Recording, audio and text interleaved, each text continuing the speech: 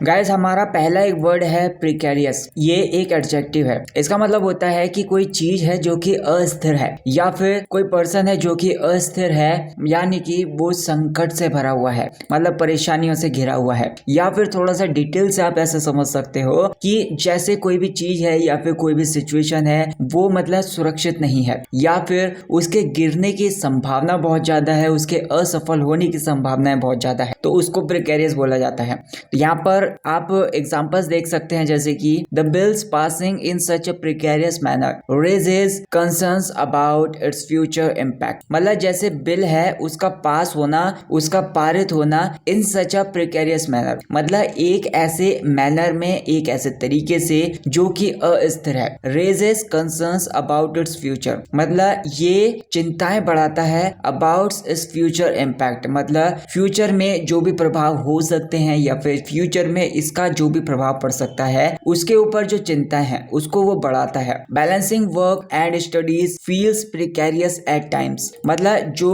Work को या फिर काम को संतुलन करना है और स्टडीज को संतुलन करना है, मतलब काम और पढ़ाई का जो संतुलन करना है, बैलेंस करना है, कभी कभी अस्थिर लगता है, कभी कभी प्रिकेरियस लगता है। His financial situation is quite precarious these days, मतलब उसकी जो फाइनेंशियल कंडीशन है या फिर आर्थिक जो स्थिति है वो काफी ज्यादा अस्थिर है या फिर डामाडोल है ऐसा बोल सकते हो, या फिर उसकी जो फाइनेंशियल सिचुएशन है वो बैलेंस में नहीं है, या फिर आप बोल सकते हो कि वो डगमगा गई है। ऑस्टेंसिबली ये एक एडवर्ब है। इसका मतलब होता है स्पष्ट रूप से या फिर बिल्कुल साफ साफ। शायद ये गलत भी हो सकता है, मतलब ऐसे सेंस में भी बोल सकते हैं। जैसे कोई भी चीज है तो जैसे हम अगर देखते हैं तो वो देखने में तो थोड़ी सी मतलब रियल जैसी लगती है या फिर देखने में सही जैसी लगती है, लेकिन रियल में या फिर असलियत में वो वैसी नहीं हो सकती, या फिर हो भी सकती है या फिर नहीं भी हो सकती, जिसके ऊपर आपको डाउट भी होता है, तो उसको ऑस्टेंसिबली बोल सकते हैं। जैसे अगर मैं बोलूं the bill was passed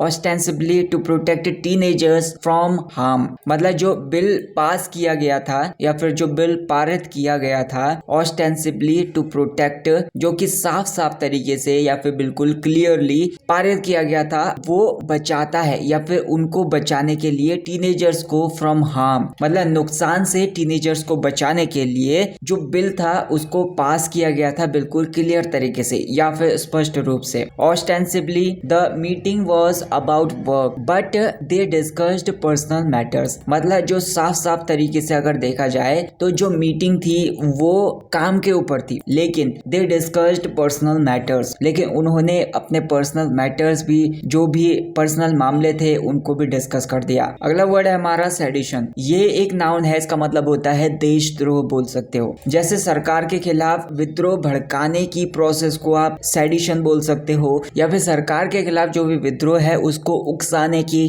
process को सेडिशन कहा जाता है। यहाँ पर जैसे एग्जांपल्स हैं द लॉ में inadvertently increase acts of sedition, मतलब कानून अनजाने में देशद्रोह के जो भी काम होते हैं उनको प्रोत्साहित करता है, उनको बढ़ावा देता है। Spreading fake news could sometimes border on sedition, मतलब जो फेक न्यूज होती हैं उनको फैलाना कभी कभी जो सेडिशन होता है या फिर जो देशद्रोह होता है उसके करीब होता है, उसके बिल्कुल करीब माना जाता है। नेक्स्ट हमारा एक वर्ड है एक्सपेल। ये एक वर्ब है, इसका मतलब होता है किसी को निष्कासित कर देना। निष्कासित करने की आप ऐसे प्रोसेस समझ सकते हो जैसे कोई भी पर्सन है उसको किसी संस्था से ऑफिशियली तौर पर निकाल देना, या फिर जैसे कोई भी संगठन है या फिर कोई भी जगह है तो उसको ऑफिशियली तौर पर वहां से निकाल देना, उसको एक्सपेल कर देना, मतलब उसको पनिशमेंट दी जाती है या फिर दंड के रूप में उसको वहां से निकाल देना। तो यहाँ पर आप बोल सकते हो teenagers might feel expelled from society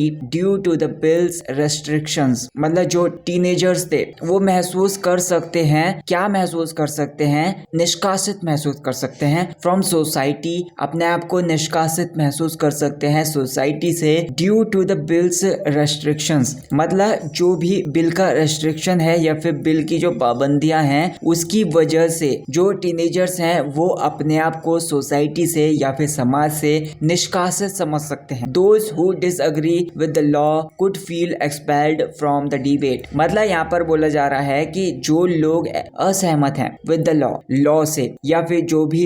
कानून निकाला गया है उस कानून से जो भी लोग असहमत हैं कुड फील एक्सपायर्ड मतलब वे निष्कासित महसूस कर सकते हैं फ्रॉम द डिबेट मतलब जो भी बहस होने वाली है या फिर जो भी बहस हो सकती है उससे वे अपने आप को निष्कासित महसूस कर सकते हैं। मतलब जो कानून लागू किया गया है उनको तो वैसे भी वो पसंद नहीं है, अगर इसके ऊपर कोई बहस चल भी रही है तो वो अपने आप को वैसे ही निष्कासित समझ सकते हैं या फिर उसमें शामिल नहीं समझ सकते हैं। He was expelled from the meeting for disrupting it मतलब वो निकाल दिया गया from the मीटिंग से for disrupting it मतलब बाधा डालने की वजह से। नेक्स्ट वर्ड है हमारा ignite, ये एक वर्ब है, इसका मतलब होता है किसी को भड़का देना, किसी को बहुत ज्यादा उकसा देना या फिर उसको प्रज्वलित कर देना, जैसे किसी चीज को जलाना या फिर उसकी भावनाओं को, इसके विचारों को या फिर ऐसी जो घटनाएं होती हैं उनको तेजी से उभारने को इग्नाइट बोला जा सकता है। The rushed process might ignite public anger मतलब जो तेजी से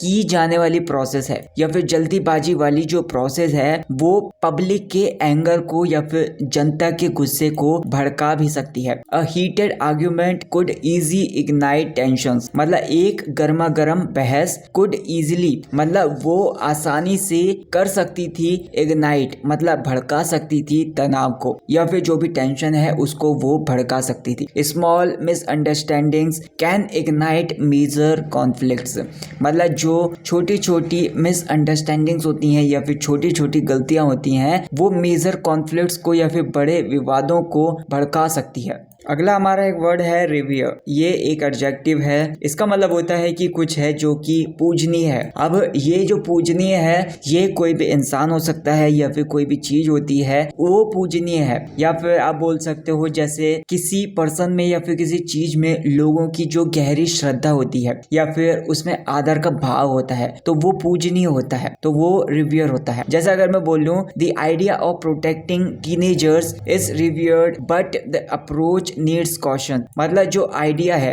ऑफ प्रोटेक्टिंग टीनेजर्स मतलब जो टीनेजर्स हैं या फिर जो किशोरी अवस्था में लोग हैं उनकी रक्षा करने का जो आइडिया है वो पूजनीय है, वो रिवियर्ड है, लेकिन द अप्रोच नीड्स कॉशन लेकिन जो दृष्टिकोण है वो सावधानी से अपनाना चाहिए या फिर जो भी अप्रोच है उसमें सावधानी बरतनी चाहिए। Teachers are often revered by their students मतलब जो शिक्षक होते हैं वो अक्सर अपने स्टूडेंट्स के द्वारा पूजनीय माना जाता है, या फिर बहुत सारे ऐसे स्टूडेंट्स होते हैं या फिर सारे के सारे ऐसे स्टूडेंट्स होते हैं जो अपने टीचर्स को पूजनीय मानते हैं। अगला वर्ड है हमारा डिसमे, ये एक नाउन है, इसका मतलब होता है कि किसी चीज को लेकर या फिर किसी पर्सन को लेकर निराशा बोल सकते हो या फिर एक ऐसी घटना हुई है उसकी वजह से पैदा हुई निराशा या फिर पैदा हुई चिंता की भावना को आप डिसमे बोल सकते हो। यहाँ पर आप एग्जांपल्स देख सकते हैं जैसे कि the rushed bill caused widespread dismay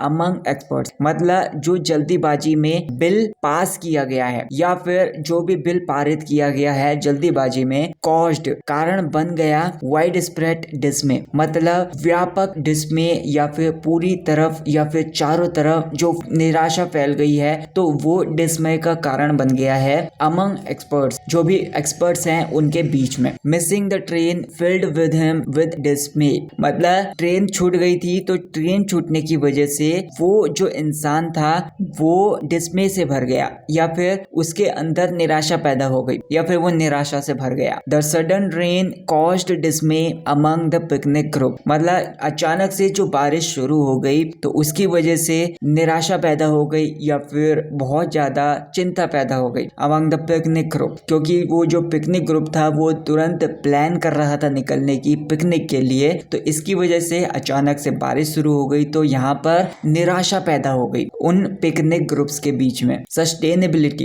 यहाँ पर ये एक नाउन है, इसका मतलब होता है किसी चीज का टिकाऊपन बोल सकते हो या फिर जैसे कोई भी चीज है या फिर कोई भी प्रोसेस है या फिर कोई भी व्यवस्था है तो वो लंबे टाइम तक बिना किसी नुकसान के बने रहती है तो उसकी जो सस्टेनेबिलिटी है या फिर उसका जो टिकाऊपन है उसको बोला जाता है। ये अक्सर जो एनवायरनमेंट होता है या फिर जो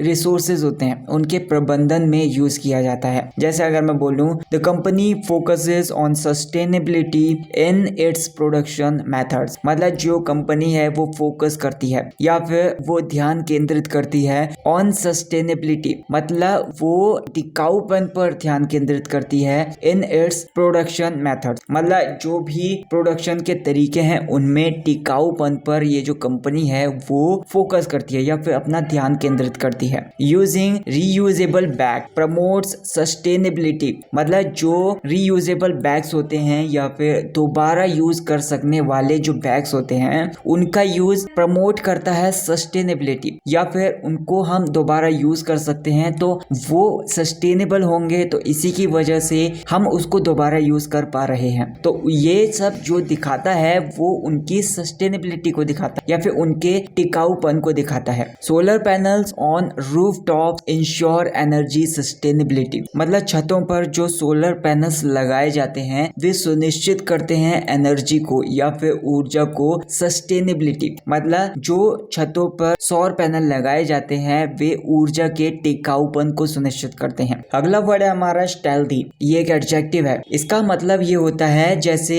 कोई भी चीज है या फिर कोई भी काम किया जाता है वो गुप्त रूप से किया जाता है, मतलब बिना किसी को बताए हुए किया जाता है, चुपचाप किया जाता है, या फिर कोई भी ऐसी एक्टिविटी है उसको चुपचाप हम परफॉर्म करते हैं या फिर गुप्त रूप से किसी का बिना ध्यान आकर्षित किए हम उसको करते हैं, तो उसको स्टेल्थी बोला जाता है। The government passed the law in a stealthy manner, मतलब जो सरकार थी उसने एक लॉ को या फिर एक कानून को पारित किया इन अ स्टेल्थी मैनर, मतलब एक ऐसे तरीके से या फिर गुप्त रूप से, मतलब बिना किसी को पता लगे जो सरकार है उसने कानून को पारित किया। The thief made a stealthy entry into the house, मतलब जो चोर था उसने एक स्टेल्थी एंट्री की या फिर एक गुप्त रूप से एंट्री मारी इनटू द हाउस, घर के अंदर। He took a stealthy bite of cake before dinner, मतलब उसने एक चोरी भरी बाइट ली या फिर एक चुपचाप टुकड़ा खाया किस चीज का, केक का, बिफोर डिनर, डिनर से पहले। So that's it guys for this video. Guys आपने ये वीडियो यहाँ तक देख ली है तो इसका मतलब आपको वीडियो पसंद आ रही होगी। तो मैं चाहता हूँ कि आपके जो भी डाउट्स हैं, आपके जो भी वर्ड्स हैं, उन सारे वर्ड्स को इस वीडियो के कमेंट सेक्शन में मुझे बताइए ताकि मैं उन पर अपने वीडियोस बनाकर आपके डाउट्स को क्लियर कर सकूं। तो वीडियो को लाइक कर देना, चैनल को सब्सक्राइब कर देना। Thank you so much for watching this video.